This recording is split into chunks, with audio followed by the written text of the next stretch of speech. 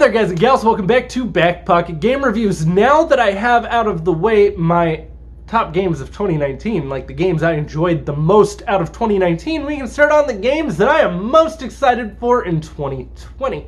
And to be fair, half the games I'm probably excited for right now, I don't even know exist technically, because we don't fully know everything we need to know about the next-gen consoles, which come out towards the end of this year, and we don't even know what their launch catalog is going to look like or any of that stuff. So right now, this is what I know that I'm currently excited for in 2020.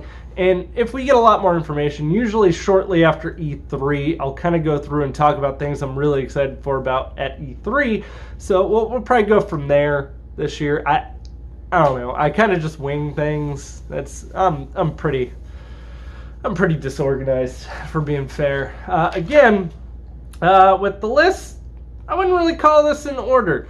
It was kind of an alphabetical order, but then it turned into like by release date order, and I just went through a giant list of games that come out this year, and this is what I'm excited for. I'll probably tell you what I'm most excited for as we go through this.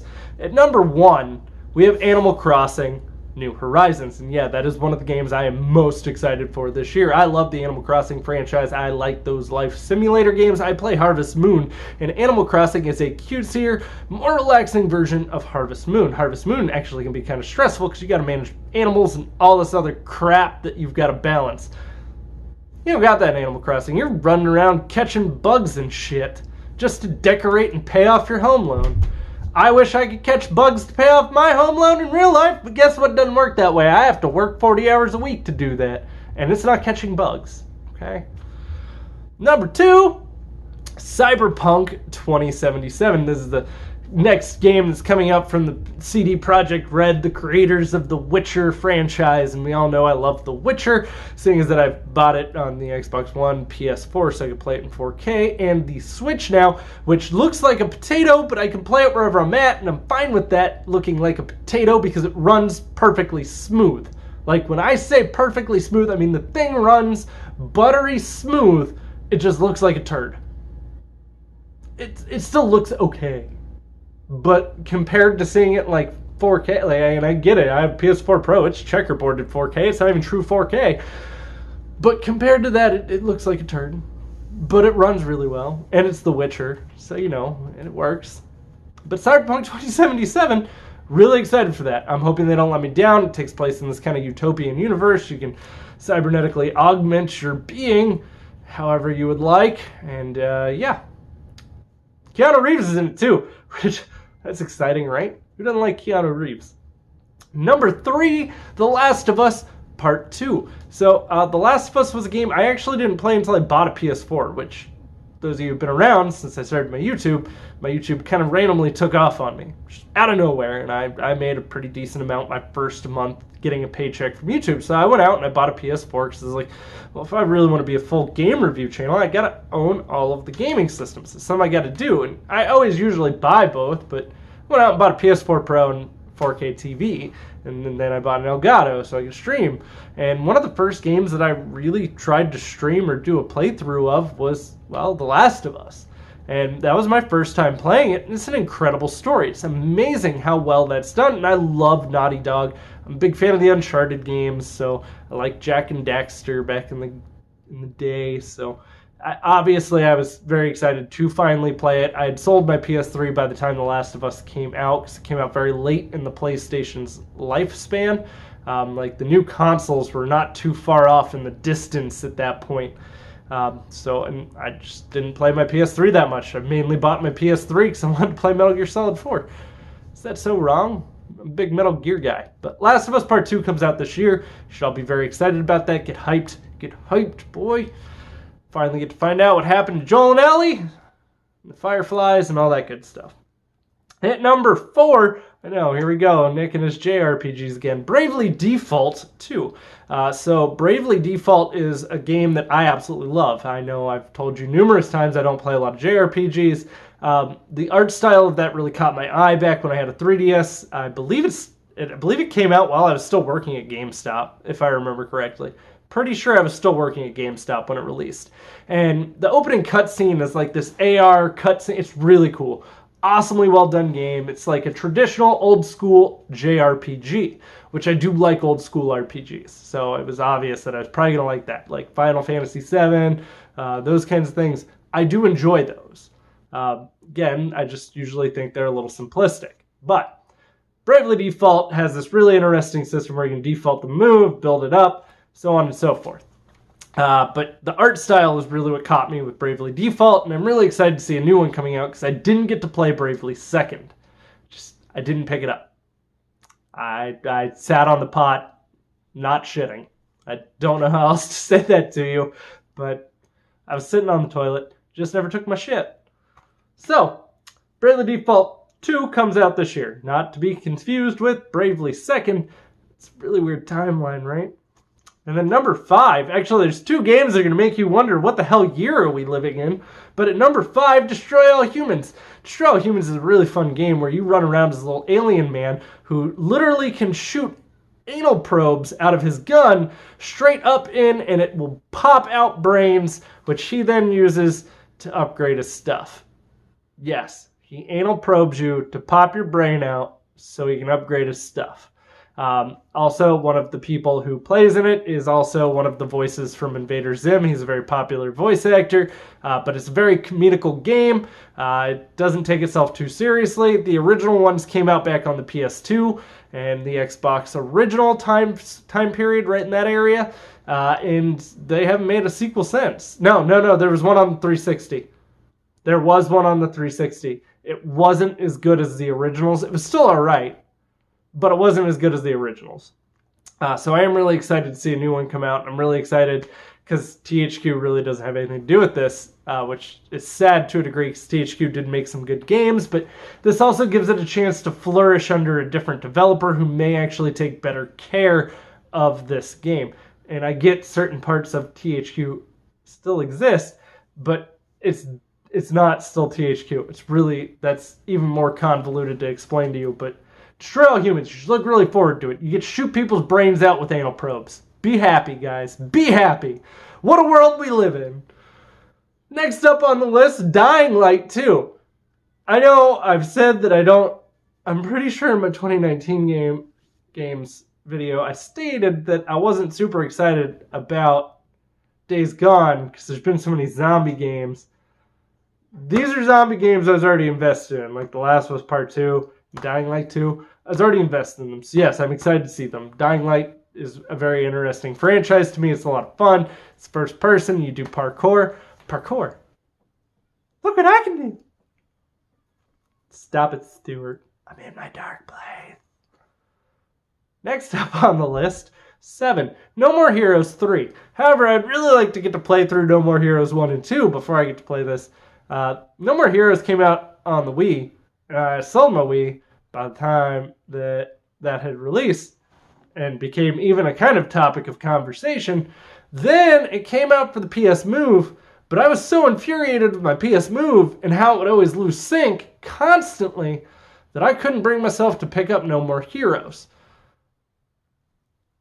Really, really difficult thing to explain. The PS Move when it was on PS3 really didn't work even as well as it does now for PSVR because the camera technology updated. It's still recycled technology and could work better, but it was worse. It was much worse back then.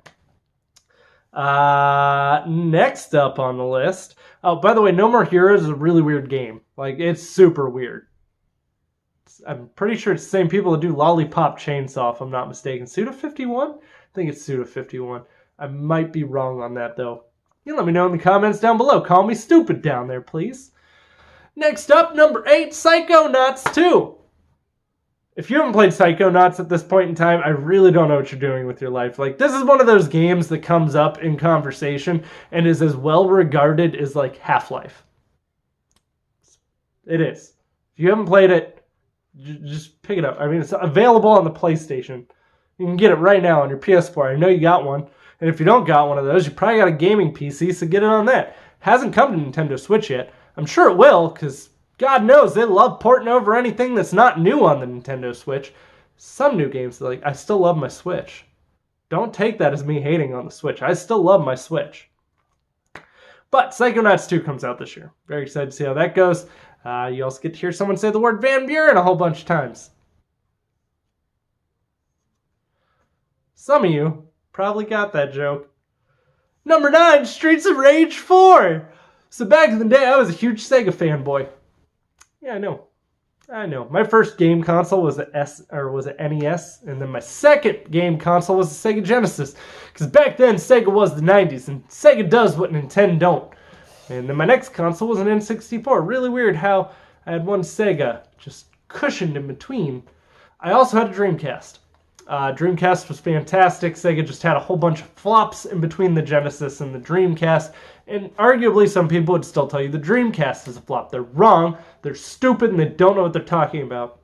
Streets of Rage was arguably, though, one of the best beat-em-up games to exist on the market. Arguably. It would be up there with like the likes of Battletoads. Streets of Rage was good. Like, it was really good. I have the Genesis collection on both the PlayStation and my Switch. So if you want, you can actually go back and play it on those. You could literally play Streets of Rage anywhere. It's also on my Raspberry Pis, and it's also on my Sega Genesis Classic. Because who can't get enough Streets of Rage, right? Evidently, the streets are just full of rage these days. Then at number 10, this is probably one of the games I am absolutely most excited about, if not the most excited about, is Vampire Masquerades The Bloodlines 2. Number 2. The first game is a cult PC hit. When I say cult hit, I mean it did not take off well. So when it first came out, that game was considered a hot turd. And not that it was considered a hot turd, it didn't sell. And the reason why it didn't sell is it came out right around Half-Life 2 and World of Warcraft. Yeah, if you owned a PC, guess what you were probably buying? World of Warcraft and Half-Life. Not Vampire Bloodlines Masquerade. But Masquerade's the Bloodlines. Got it backwards that time. If you haven't played it, though, it is really good. And there are some great mods. I get it. I don't usually like mods. I've told all of you this before. You shouldn't be shocked. I've never modded Skyrim outside of adding like Thomas the Tank Engine once or twice for a good laugh. Or the Macho Man Dragon. Because it's the Macho Man as a dragon, which if that doesn't bring you joy in your life, you really, really need to stop trying so hard. But the game is really, really interesting and really, really dark and very, very ahead of its time. And had it probably not have been cushioned right around those 2 games releases, it probably wouldn't have gotten literally dumped on in sales. But it got so popular after release, like while after release, that there are so many mods to fix problems the developers couldn't fix over time. There are mods that go in and update the graphic. Like, you can make that game look like it's 4K. That's how dedicated the community of that game is. And it's really well done. That game has really good reviews, and it is considered, that's why it's called a cult classic. It tanked at launch, did really well later, found a huge following after. And it was so good that I went and played it, and I didn't even have a gaming PC at the time. Like, I played it on my laptop. It can run on a laptop, by the way, if you do want to play through it, and you're like, man, I don't have a beefy gaming PC. It's an old game, so pretty much anything can run it at this point. Anything. It's on my wife's gaming PC now, and she's got a gaming mouse and keyboard. Maybe if you're lucky, I'll stream it for you. It's kind of dirty, though, so YouTube's going to cut that out, Nick. You stop it. We already blacklisted you once. It's a really good game, though. You should at least look up a trailer. It looks fantastic for the second one. They've given you very little information. They've just given you little teases, and all those little teases are like, yes, can I please play it? I would like to play it now.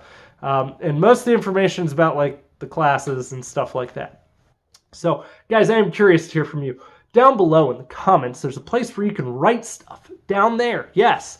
Right below the description box, which in the description box is where I keep everywhere else you can follow me, like my Twitter, my Xbox, my Patreon. Wherever you want to be, I'm there.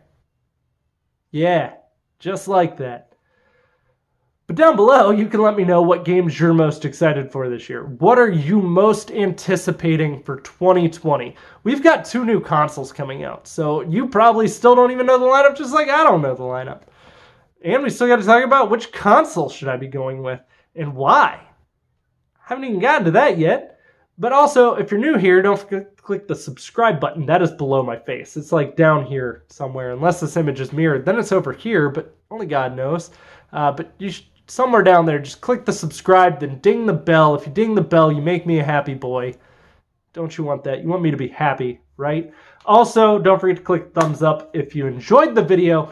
If you didn't enjoy the video, click the thumbs down button. I'll be watching.